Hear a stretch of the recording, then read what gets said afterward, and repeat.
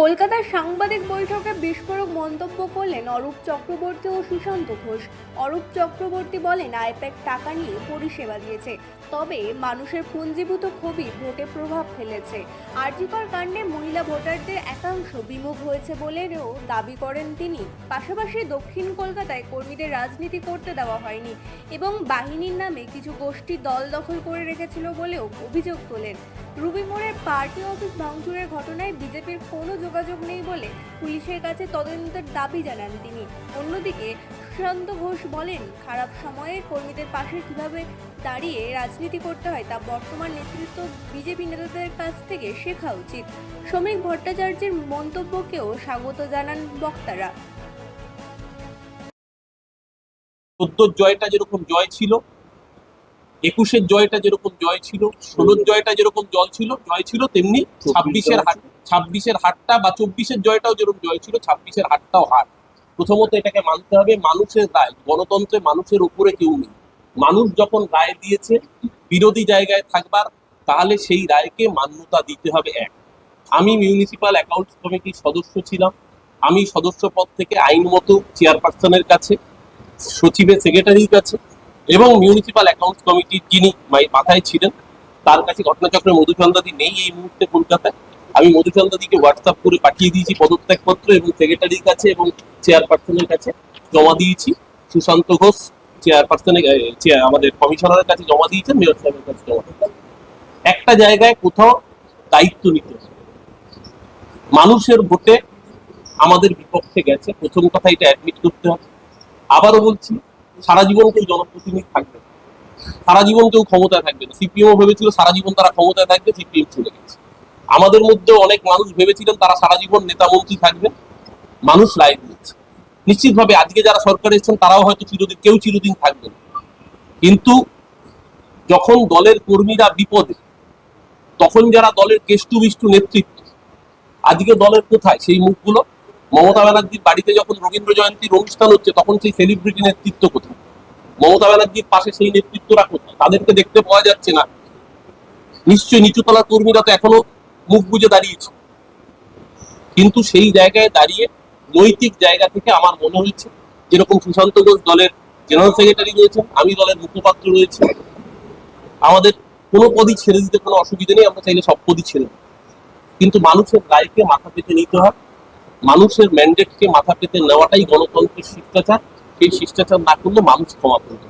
আজকে আমরা বড় ভারত চেয়ারম্যান থেকে এবং ঘটনাচক্রে আমার রাজনীতির সূচনাও প্রথম দিন থেকে এই মানুষটা আমার সাথে ছিল। যখন আমি চারুচন্দ্র কলেজে অঙ্কে স্নাতক নিয়ে ভর্তি হয়েছিলাম, সেদিন তো আমার গেট লিডার ছিল সুশান্ত ঘোষ। ঘটনাচক্রে আজকে দুজনে একই সাথে আমরা আমাদের একটা কমিটির পদ থেকে হয়তো ইস্তফা দিচ্ছি, কিন্তু আমরা ছাত্র রাজনীতি করে বড় হয়েছি, মানুষের জন্য কাজ করতে চেয়েছি। মানুষ এখন রায় দিয়েছেন যে বাপু, তোমাদের এই মুহূর্তে আর এইভাবে কাজ করার প্রয়োজন। মানুষের রায়কে মাথা পেতে নিতে হবে, সেই রায় মাথা পেতে নিচ্ছি। যারা মাথা পেতে নিচ্ছেন না, উট পাখির মতো বালিতে মুখ বুঝে থাকলে ঝড়কে আটকে না। দেখুন, it is too early two comment, it is too early two comment. এই মুহূর্তে কাউন্সিলর হিসেবে যদি নতুন সরকার সঙ্গে কাজ করতে হয়, প্রশাসনিকভাবে কাজ করতে কোনো সমস্যা হওয়ার তো কথা না। এবং কলকাতা পৌরসভায় কাজ করতে গেলে সরকারের তো মুখাপেক্ষি হয়ে থাকতেই হবে, কারণ কলকাতা পৌরসভার ওন রিসোর্স তো অনেক কম, সরকারের মুখাপেক্ষি হয়ে থাকতে হয় আমার।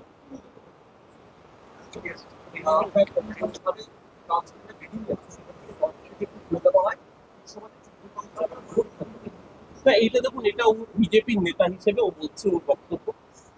আমি বিজেপি নেতা কি বলছে তার প্রেক্ষিতে আমি কোনো উত্তর দেবো না, এই কারণে, কারণ সজল বিজেপি, ও কলকাতা পুরসভার কাউন্সিলর ছিল, কিন্তু তার থেকে বেশি ও বিজেপি নেতা হিসেবে স্টেটমেন্ট দিয়েছে। আমরা প্রথম দিন থেকে আজকে যখন এখান থেকে এসেছি, আমরা সেখান থেকে একটাই কথা পরিষ্কার করে বলছি, মানুষের ম্যান্ডেট মানতে হবে। মানুষের ম্যান্ডেট না মেনে উৎপাদিত বাড়িতে মুখ বুঝে থাকলে চলবে না। আমরা সেই জায়গায় স্টিক করছি, এবং যদি মানুষ বলে কলকাতা পুরসভার কাউন্সিলর হিসেবে সই করার দরকার নেই, আগামীকাল বা তারপরের দিন সাবসিকুয়েন্ট আমরা সেই জন্য চিন্তা ভাবনা করি পদার্থে বুঝতে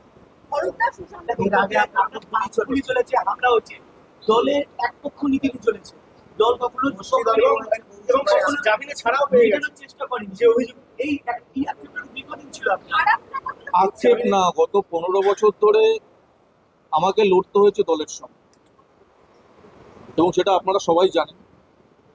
কেন কি জন্য সেটা বিশ্লেষণ করার, পোস্টমর্টম করার জন্য এখানে বসি। কিন্তু শুধু আমি এটা বলবো যে 20 সালে একবার আমার উপর আক্রমণ হয়েছিল, 24 সালের 15ই ডিসেম্বর নভেম্বর আরেকবার আক্রমণ হয়েছিল। এবং এটা অবাক একটা ব্যাপার যে আমার গভর্নমেন্ট, আমি দলের একটা যাই হোক পদাধিকারী আছি, বড় চেয়ারম্যান আছি, কিন্তু কোথাও গিয়ে আমার মনে হয়েছিল যে তদন্তটা ঠিকঠাক করে হয়নি। এবং তৎকালীন পুলিশ আধিকারিকরা যে তথ্য সামনে খাড়া করেছিল যে প্রধান যে অভিযুক্ত সে দুবাইয়ে পালিয়ে গিয়েছে, তাকে ধরতে পারলেই সমস্ত ব্যাপারটা সামনে আসবে। ঘটনাচক্রে সেই দুষ্কৃতী ধরাও পড়ে, কিন্তু অদ্ভুতভাবে যে 7 জন ধরা পড়েছিল, একমাত্র প্রধান অভিযুক্তরই জামিনটা হয়ে যায়, বেল হয়ে যায়। এবং আমি এও আপনাদের জানিয়ে রাখি যে এই যে অন্য আসামিগুলো এখনো জেলে আছে, তার কারণ প্রত্যেকটা হেয়ারিং এ আমাকে পার্সোনাল লয়ার লাগাতে হয়েছে। প্রত্যেকটা কেসে আমি পার্সোনাল লয়ার লাগিয়েছিলাম বলে আজকে যে কজনকে ভেতরে আটকে রাখা গেছে। আমি নতুন মুখ্যমন্ত্রীর কাছে অনুরোধ করব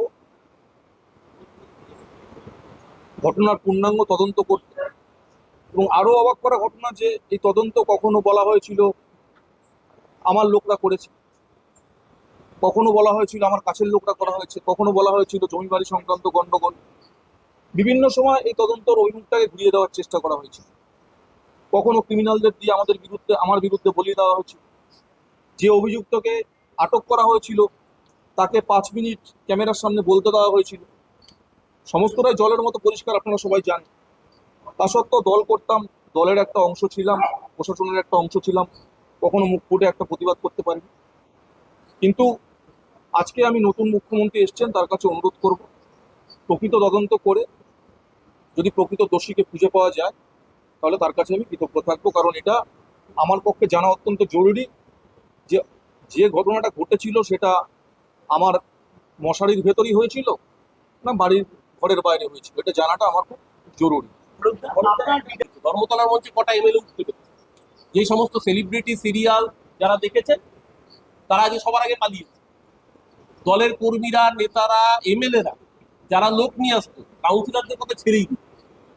তারা মঞ্চে ওটা তো দূরের কথা, সাইডে কোনায় জায়গা পেতেন। আর যাদেরকে আলো করে মঞ্চে পরিবেষ্টিত করে রাখা হতো তারা সবার আগে পাল্টি করছে। তাহলে দলটা কাদের জন্য? তৃণমূল কংগ্রেস তো তৃণমূল স্তরের কর্মীদের জন্য। সেই তৃণমূল স্তরের কর্মীরা কোথায় গেল?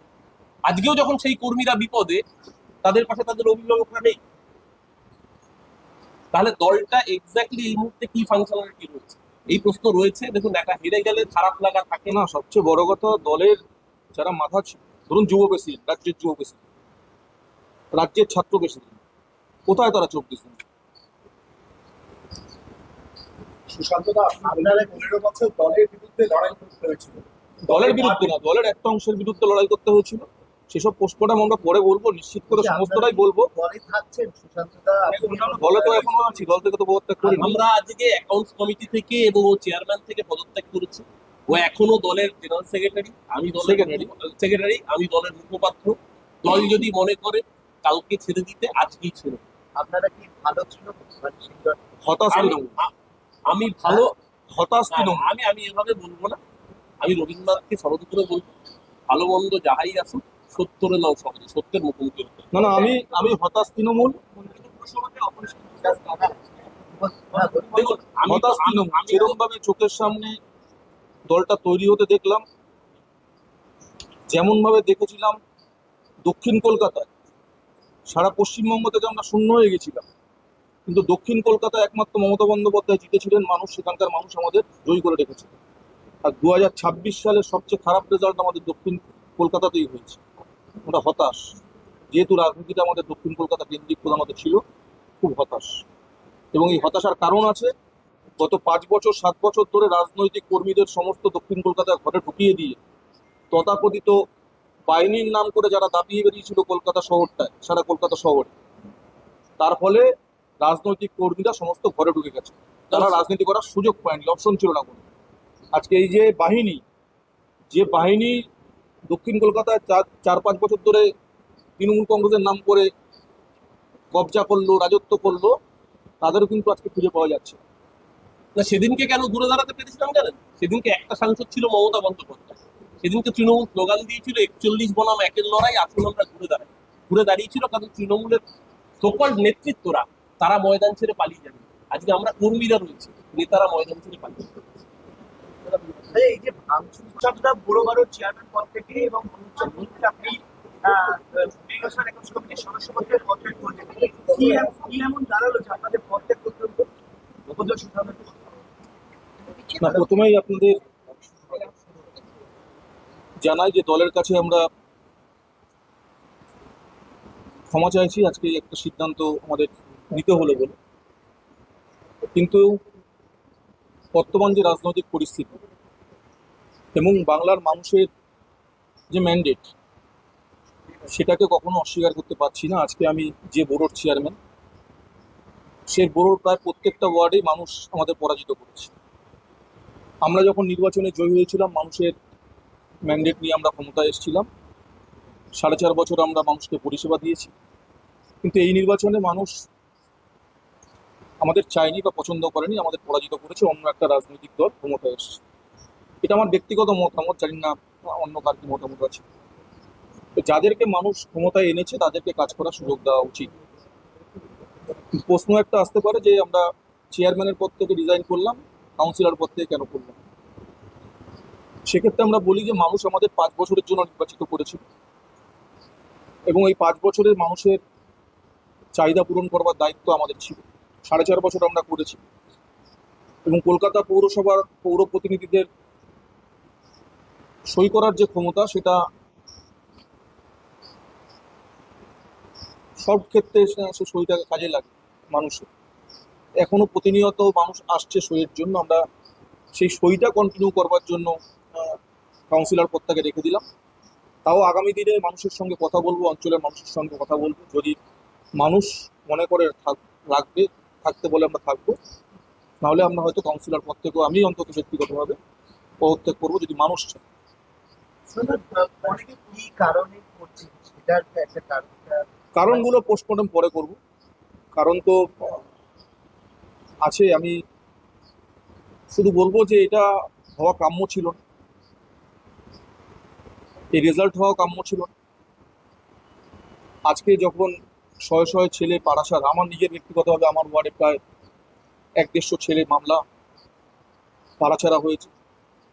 এই যে এতদিন যারা Z+Y+ ক্যাটাগরি নিয়ে ঘুরে বেড়াতো মন্ত্রীরা, গত কয়েকদিনে 24 দিন 25 দিনে কোনো মন্ত্রীকে খুঁজে পাওয়া যায়। এক একজন মন্ত্রী 4-5টা জেলার দায়িত্ব ছিল, বড় বড় রাজনীতিবিদ ছিল। মমতা বন্দ্যোপাধ্যায়ের কাছে আমরা কেউ ঘেঁষতে পারতাম না এই সমস্ত মন্ত্রীগুলোর জন্য। আজকে এদের কিন্তু একটা বারের জন্য রাস্তায় খুঁজে পাওয়া গেল না।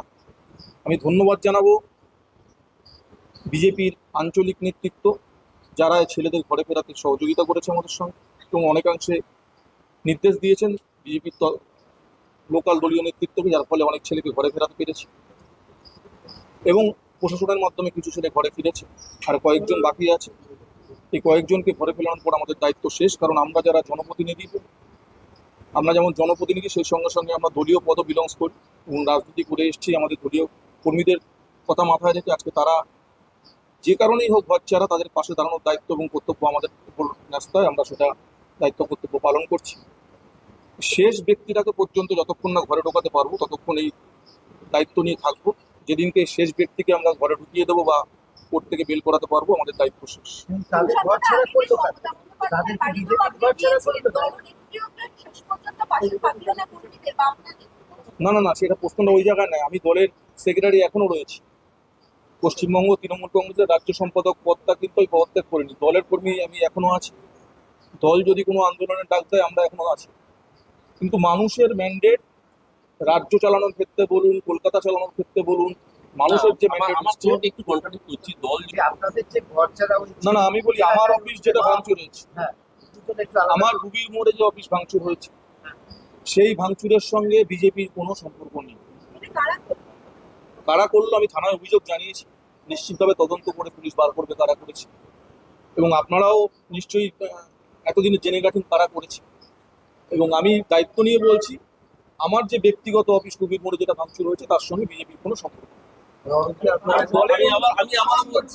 আমি আবারও সুযোগ বলছি, কাজে লাগানোর চেষ্টা করছি। অধিকাংশ জায়গায় দুপুর 12টার পরে যারা বিজেপি হয়েছে এই গন্ডগোলটা অধিকাংশ জায়গায় তারা করেছে। 4 তারিখ দুপুর 12টার পরে যারা বিজেপি হয়েছে, দুই একটা জায়গায় যেখানে পুরনো বিজেপির কর্মীরা যুক্ত ছিলেন, আমি অন্তত এই জায়গায় শ্রমিক ভট্টাচার্য যে স্টেটমেন্টটা দিয়েছেন তাকে সাধুবাদ জানাবো এই কারণেই, কারণ 2021 সালে আমরা কিন্তু এই স্টেটমেন্ট দিই। আমরা যতই বলি 2021 সালে আমরা স্টেটমেন্টটা দিতে পারিনি, এবং 2021 সালে আমাদের বিরুদ্ধে অভিযোগ উঠেছিল। আজকেও যখন এই ধরনের দুই একটা ঘটনা ঘটেছে, রাজ্য বিজেপি নেতৃত্ব তাদের কাছে জানানোর পরে, তারা খবর পাওয়ার পরে সেক্ষেত্রে কিন্তু তারা অ্যাকশন নিয়েছেন। বেশ কিছু ক্ষেত্রে তারা তাদের দলীয় কর্মীকেও অ্যারেস্ট করিয়েছে। স্পেডকে স্পেড বলতে হবে, সাদাকে সাদা বলতে হবে, কালোকে কালো বলতে হবে। আমি বিজেপির বিরোধী রাজনীতি করি মানে সেটা সঠিক কাজ করলেও তার সমালোচনা করবো, এটা সঠিক নয়। এই জন্যই আজকে দলের এই অবস্থা। আজকে মানতে হবে যে এই সময়ে দাঁড়িয়ে আজকে নিশ্চিতভাবে দুই একটা জায়গায় ঘটনা ঘটেছে। ঘটনা ঘটেনি বললে ভাবের ঘরে চুরি করাবে, কিন্তু যখনই সেই ঘটনা এসকালেট হয়েছে, বিজেপির শীর্ষ নেতৃত্ব অন্তত এই ঘটনাকে প্রশ্রয় দেয়নি। শুধু তাই না, আমি বলছি এই কলকাতা পুরসভায় আমাদের সতীর্থ পৌর প্রতিনিধি সজল সে নিজে দাঁড়িয়ে আমি দেখেছি বরানগরে পার্টি অফিস খুলিয়েছে। এটা ঘটনা আজকে জগন্নাথ চট্টোপাধ্যায় খুলিয়েছে। যেই ঘটনাগুলো ভালো, ভালোকে ভালো বলতে হবে, তার নিশ্চয়ই সমালোচনা করার জায়গা। গরিব মানুষের পেটে লাথি পড়লে সমালোচনা নিশ্চিতভাবে হবে, হকারের পেটে লাথি পড়লে নিশ্চয়ই সমালোচনা করার জায়গা। কিন্তু আজকে তার সাথে সাথে আমার কাছে, আমি রাজ্যের মুখপাত্র, আমার কাছে সত্যি এই প্রশ্নের উত্তর নেই যে যেই কাজটা 5 দিনে হয়ে গেল চিংড়িহাটার বুকে মেট্রো রেলের কাজ, সেই কাজটার জন্য কেন সুপ্রিম কোর্টে যেতে হয়েছে। আমার কাছে এই প্রশ্নের উত্তর নেই। দিনের পর দিন আমরা মিডিয়ায় বলেছি মুখপাত্রের কাজ দলকে ডিফেন্ড করা, কিন্তু আজকে তো পরিষ্কার বোঝা যাচ্ছে যে আমরা যে উত্তরগুলো দিয়েছি, উত্তরগুলো মানুষ গ্রহণ করেননি বলে আজকে এই অবস্থা। বিধাননগরে আমরা হারলাম কেন? একটা বড় সেকশনের মানুষ কেন শহরতলির বিমুখ হলেন? আত্মসমীক্ষা করতে, আত্মসমালোচনা করতে। এই উত্তর কি আপনার দেওয়া না আইপ্যাকে তৈরি করে? না না, দেখুন, আমরা মুখপাত্ররা আমাদেরকে আইপ্যাক নিশ্চিতভাবে সাজেশন দিত, কিন্তু যে যার এক্সপার্টাইজ অনুযায়ী বক্তব্য দেয়। এখানে কেউ সাজেশন করে চোতা দেখে পড়তে পারে, কেউ নিজের মতো করে বলতে পারে, সেটা তার উপর, ব্যক্তির উপর ডিপেন্ড করে। আমি সেই সূত্রে যাচ্ছি। আইপ্যাক একটা ভোটকুশলী সংস্থা, আজকে সে নেই, সে চলে গেছে। আইপ্যাকের সঙ্গে আমার দলের কোনো স্টেক নেই। আজকে আইপ্যাক সে পয়সা নিয়েছে, সে সার্ভিস দিয়েছে, পরিষ্কার কথা। একটা প্রফেশনাল যেভাবে সার্ভিস দেয়, সেটার জন্য দলের হার, দলের যে পরাজয়, সেটার জন্য দায়ী দলের নিচুতলা এবং মধ্যতলার নেতৃত্ব, যারা জেনে বুঝেও খবরগুলোকে আড়াল করেছিলেন। মানুষের যে ক্ষোভ, সেই ক্ষোভটা সঠিক জায়গায় এসকালেট করে। আজকে এটা তো ঘটনা, পুঞ্জীভূত ক্ষোভের বহিঃপ্রকাশ ঘটেছে। আজকে যতই আমরা অস্বীকার করার চেষ্টা করি না কেন, আজকে আর্থিকরের মতো ঘটনায় মহিলা ভোট আমাদের বিমুখ হয়েছে। এটা ভাবের ঘরে চুরি করে লাভ নেই। সেই জায়গায় দাঁড়িয়ে এখন যতই দলের শীর্ষ নেতৃত্বের পক্ষ থেকে বার্তা দেওয়া হোক যে রাস্তায় থাকুন, রাস্তায় থাকার জন্য দেখতে পাচ্ছি না আমাদের যারা ভিভিআইপি নেতা মন্ত্রী ছিলেন তাদের কাউকে দেখতে পাচ্ছি না। না, আমি খালি আরেকটা অনুরোধ করবো, গত 5 বছর দলের সমস্ত পদ থেকে ইস্তফা দিয়েছে। কে? কিছুক্ষণ আগে সুব্রত চিঠি দিয়েছে, দলের সমস্ত পদ থেকে ইস্তফা দিয়েছে। আপনারা একটু দল সম্পর্কটা করছেন, তাহলে কি একইভাবে আপনারা যাবেন? দেখুন, আমি আবারও বলছি, এখনো আমরা ডিসেম্বর অব্দি নির্বাচিত জনপ্রতিনিধি। এই সময় আমরা চাইলে আজকে ইস্তফা দিতে পারি, ইস্তফা দেওয়াটা কোনো বড় সাবজেক্ট। কিন্তু আমরা যদি আজকে ইস্তফা দিই, প্রচুর মানুষ এখনো তাদের বেসিক সাইনের জন্য আমাদের কাছে আসতে হচ্ছে। প্রত্যেকের আধার কার্ড আপডেশন হতে পারে, ইডব্লিউএস এর সার্টিফিকেট হতে পারে। আমরা অঞ্চলে গিয়ে মানুষের সাথে কথা বলবো। যদি মানুষ বলে যে মানুষের ম্যান্ডেট মেনে নাও, তোমার দরকার নেই সার্ভিস দেওয়া, আগামীকাল আমরা ইস্তফা দিতে রাজি আছি। ইস্তফা চেয়ার আঁকড়ে বসে থাকার জন্য, তাহলে আজকে ইস্তফাটা দিতে হবে। চেয়ার আঁকড়ে বসে থাকার জন্য রাজনীতি ছোটবেলা থেকে করিনি। চৌধুরী কোনো সমস্যা হচ্ছে আপনাদের এলাকায় কাজের করতে কোনো না, problem? এখনো পর্যন্ত যেহেতু আমাদের অধিবেশন হয়নি বা বড় মিটিংও হয়নি, তার জন্য আমরা বুঝতে পারছি না যে আগামী এমআইসি হচ্ছে না। আগামী দিন সেই যেহেতু সামনে বর্ষার সিজন আসছে, কলকাতায় জল জমা একটা স্পষ্ট কথা, সমস্যা আছে, স্পষ্ট কথা, সেগুলো আমরা এখনো জানি না কি মানুষ আমাদের কাছ থেকে আমাদের যে কাজ করবার ইচ্ছা বা তাগিদ, সেটা মানুষ বলেছে এখন তোমরা বিশ্রাম নাও। যাদেরকে কাজ করবার জন্য মানুষ রায় দিয়েছে, তাদের কাছ থেকে কাজটা আমাদের এখন দেখা উচিত। আর আমি সর্বশেষ আরেকটা কথা বলবো, যে কারণে আমাদের পদত্যাগ বলুন, যাই বলুন, যে আমাদের একটা ক্ষোভ বলুন, অভিমান বলুন, যে নেতৃত্বটা কোথায়। কর্মীদের খারাপ দিনে কি করে পাশে দাঁড়িয়ে রাজনীতি করতে হয়, আমার মনে হয় সেটা আমাদের বর্তমান দলীয় নেতৃত্ব, যারা সকল মন্ত্রী ছিলেন, গত কয়েক বছর ধরে নেতা নেত্রী হয়ে ঘুরে বেরিয়েছেন, তাদের ওই দিলীপ ভট্টাচার্য, এই শ্রমিক ভট্টাচার্য, শুভেন্দু অধিকারী এবং দিলীপ ঘোষকে দেখে শেখা উচিত। গত 5 বছর ধরে তারা যেরকম ভাবে অত্যাচারিত তাদের কর্মীদের পাশে দাঁড়িয়েছিল, আজকে সেই একই ভূমিকা আমার দল কিন্তু পালন করতে পারছে না। হচ্ছে নতুন সরকারের সঙ্গে কাজ করার সেই তো বারবার করে বলেছেন যে আমি হারি। দেখুন, মমতা ব্যানার্জির মূল্যায়ন করার দৃশ্যতা আমার নেই। বাংলার মানুষ আজকে এটা হতে পারে মমতা ব্যানার্জি হেরে গেছে, কিন্তু মমতা ব্যানার্জি 34 বছরের সিপিএম এর রাজ্য পাঠকে আজকে মমতাদি সম্পর্কে বলতে গেলে আমাদের সকলের আবেগ আছে, আমাদের কষ্ট। মমতাদি মূল্যায়ন করার দৃশ্যতা আমার কাছে অবিশ্বাস্য। সেই জায়গায় দাঁড়িয়ে মমতাদি না থাকলে সিপিএম এর রাজ্য পাঠ সত্য। মমতাদি 21-এ বিজেপিকে হারিয়েছে, আমাদের 24-এ প্রশ্ন হারিয়েছে। এই জায়গাটা, মমতা বন্দ্যোপাধ্যায় কি বললেন প্রশ্নটা একটু পরে আসছে। এই যে গত 15 বছরে মমতা বন্দ্যোপাধ্যায়ের স্নেহ এবং প্রশ্রয় যে তথাকথিত নেতারা বাজার করে বেড়ালেন, সেই নেতারা আজকে কোথায়? এই প্রশ্ন তো তারা যারা দেবে। কনভয় নিয়ে ঘুরে বেড়ালেন, সমস্ত সুযোগ সুবিধা ভোগ করলেন, সেই নেতারা আজকে কোথায়? কেন তাদেরকে আজকে খুঁজে পাওয়া যাচ্ছে? অভিষেক বন্দ্যোপাধ্যায়ের যে আপনার দেখুন, আমি বললাম মমতা বন্দ্যোপাধ্যায়, অভিষেক বন্দ্যোপাধ্যায়কে তুমি কথা বলা, যেটা অরূপ বললো, নিশ্চয়তা আমাদের নেই। ব্যক্তিগতভাবে আমরা একই সঙ্গে ছাত্র রাজনীতি করেছি। অরূপও, আমি যখন ছাত্র রাজনীতি শুরু করি, অরূপ তখন আমাদের সঙ্গে এসে যোগ দেয় এবং সেই সময় থেকেও অ্যাক্টিভ রাজনীতি করে। আমাদের কোথায় একটা মনে হয়েছে মতের মিল হয়েছে। আরও কয়েকজন কাউন্সিলর আছে, তারাও পরবর্তীকালে আস্তে আস্তে নিশ্চিতভাবে আসবে। কিন্তু আমাদের কোথাও একটা মনে হয়েছে, যেহেতু আমরা ছাত্র রাজনীতি করে বড় হয়েছি, সিপিএম এর জামানায় আমরা তৎকাল তৃণমূল নই, আমরা সিপিএম এর সঙ্গে লড়াই করে এই জায়গায় এসেছি, ছাত্র রাজনীতি করে লড়াই করে এই জায়গায় এসেছি। কারণ আমাদের কোথাও একটা মনে হয়েছে যে দেখুন, নির্বাচনে কিভাবে জিতলো না জিতলো সেটা অপ্রাসঙ্গিক, কিন্তু নির্বাচন কমিশন যখন একবার সার্টিফিকেট দিয়ে দিয়েছে, তার মানে নির্বাচনে তারা জয়লাভ করেছে। আমাদের সেই ম্যান্ডেটটাকে মেনে নেওয়া হচ্ছে। আমাদের মনে হয়েছে দুজনের ক্ষেত্রেই যে না, এখন যে দায়িত্বটা জনগণ অন্য একটা রাজনৈতিক দলকে দিয়েছে, তাদের সেই কাজটা করা দরকার। ব্যুরো রিপোর্ট, রাত দিন নিউজ নেটওয়ার্ক।